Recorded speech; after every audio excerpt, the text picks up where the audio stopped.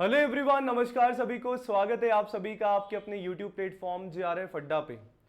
तो आज के इस सेशन में हम लोग डिस्कस करने वाले हैं कि 60 टू 70 डेज जो है हमारे UGC नेट दिसंबर एग्जामिनेशन के लिए बचे हुए हैं और आपका जो है पेपर टू मैनेजमेंट है। तो किस तरीके से हम लोगों को सिलेबस जो है कवर करना है and how can we cover our syllabus, the whole syllabus in 60 to 70 days. Is it possible? First of all आपके माइंड में एक क्वेश्चन आता है, क्या हम 60 टू 70 डेज में यूजीसी नेट का जो इतना वास्ट हमारा सिलेबस है पेपर टू मैनेजमेंट का, क्या हम लोग उसको कवर अप कर पाते हैं? तो थ्रू आउट द सेशन हम लोग जो है बात करने वाले हैं आज के इस सेशन में। तो चैनल पे अगर फर्स्ट टाइम आए हैं, if you are visiting for the first time on the channel, तो चैनल को सब्सक्राइब जरूर करिएगा। मेरा नाम है योगेश और मैं आप सभी के लिए लेके आता हूं आपके अपने चैनल JRF अड्डा और साथ में commerce spotlight by JRF Adda पे पेपर टू मैनेजमेंट की क्लास, जो कि हमारे दिन में डेली 3 बजे होती है आपके अपने channel commerce spotlight by JRF Adda पे। तो आइए शुरू करते हैं सेशन को कि sir how can we cover our syllabus in 60 days, कि 60 डेज जो है आपके पास हैं और इन 60 डेज में जो है आपको अपना सिलेबस जो है कवर अप करना है।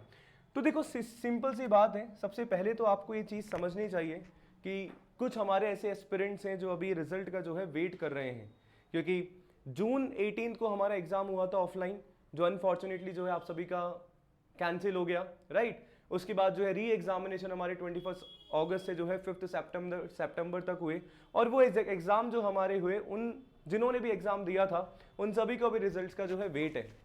अक्टूबर जो है बिल्कुल हमारा स्टार्ट हो चुका है। देखो, जब भी प्रिपरेशन हम लोग कर रहे हैं ना, तो मेरे को एक चीज़ हमेशा ध्यान में रहती है और जो एस्पिरेंट्स हैं मैं उनको यही हमेशा सजेस्ट करता हूं कि वर्स्ट से वर्स्ट सिचुएशन जो है हमें लेके चलनी है हमारी प्रिपरेशन के दौरान। कौन सी वर्स्ट सिचुएशन? हम लोग यही मान के चलेंगे कि आपका जो एग्जामिनेशन है वो 10 टू 15 दिसंबर तक आपका दिसंबर साइकिल वाला स्टार्ट हो जाएगा।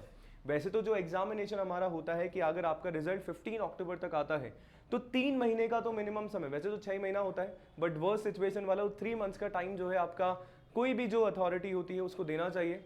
बट एनडीए पे वी कांट ट्रस्ट। जैसे जून 2023 में हमारे पास हुआ था, पहले फरवरी में एग्जाम हुआ था, जून में एग्जाम आपका ले लिया गया था, दिसंबर में आपका एग्जाम हुआ, राइट।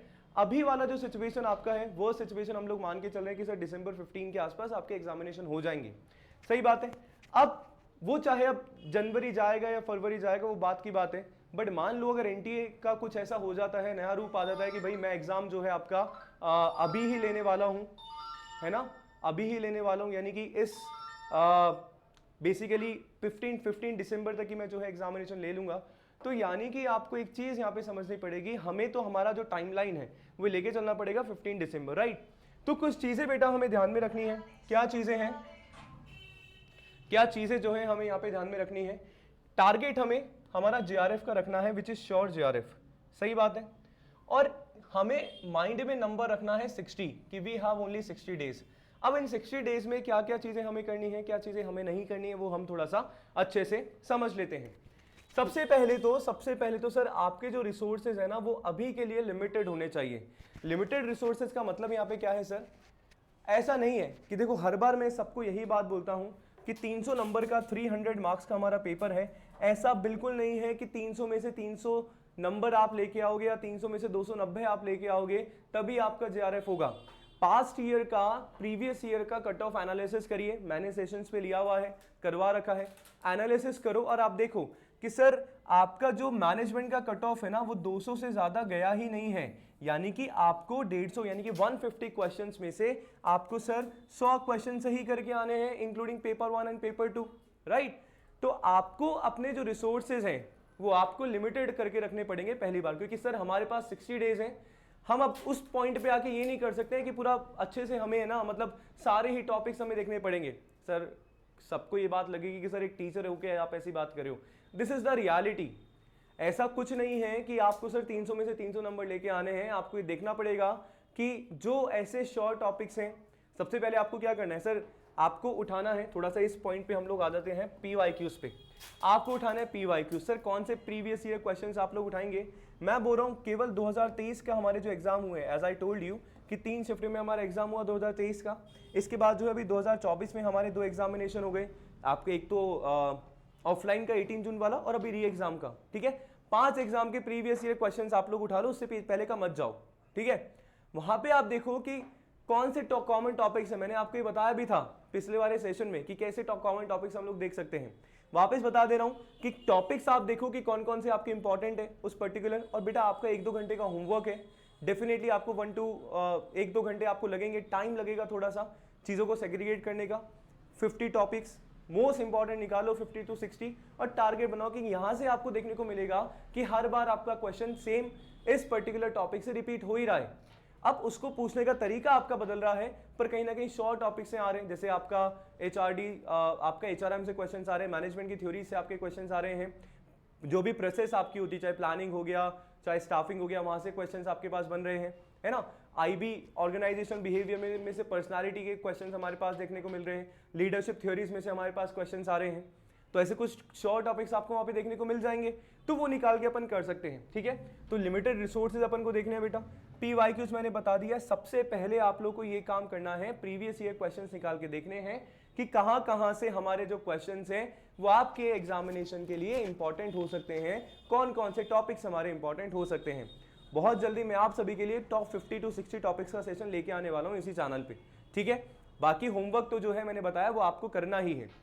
अगर मैं करूं, मैंने यहाँ पे सर एक पॉइंट लिखा है बाउंड्री, कि सर एक क्या बाउंड्री है। देखो अथाह महासागर है यूजीसी नेट का syllabus, as we all know. आपको अपना बाउंड्री सेट करना पड़ेगा। सर बाउंड्री कैसे, आपको स्टिक करना पड़ेगा चीजों को कि सर इतना मुझे ही करना है, मेरे एग्जामिनेशन के लिए इतना जरूरी है। सर हम लोगों ने जो है मैनेजमेंट 11 से लेके हमारी पोस्ट ग्रेजुएशन तक पढ़ा है, तो हमने बहुत कुछ सर पढ़ रखा है और उन सबका सिलेबस मिला के आपके यूजीसी नेट में दे रखा है ना। पर मैं वही आपको चीज बोलूंगा कि सर ये दोनों चीज सर यहाँ पे आपका कहीं ना कहीं इंक्लूड होगा कि हमें इतना ज्यादा भी कुछ पर्टिकुलर टॉपिक है, अगर उसमें डीप में से पूछ रहा है डेफिनेटली आपको जाना है, पर पिछले 5 पेपर्स को आप एनालिसिस करेंगे और वहां से देखेंगे कि सर नहीं डिटेल में जा रहा है, ऊपर ऊपर से पूछ रहा है, तो सर हमें नहीं है अभी के लिए जरूरत, जब हमारे पास ओनली 60 to 70 डेज बच रहे हैं।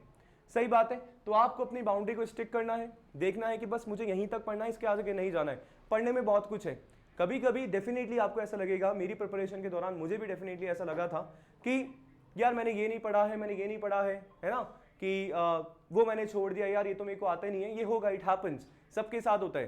पर आपको एक चीज इंपॉर्टेंट ध्यान में रखनी है, क्या रखनी है, कंसेप्ट क्लैरिटी पे।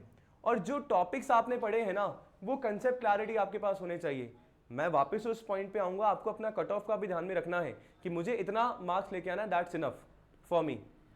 तो जितने टॉपिक्स आप पढ़ रहे हैं उतने टॉपिक्स की आपको कंसेप्ट क्लैरिटी होनी चाहिए।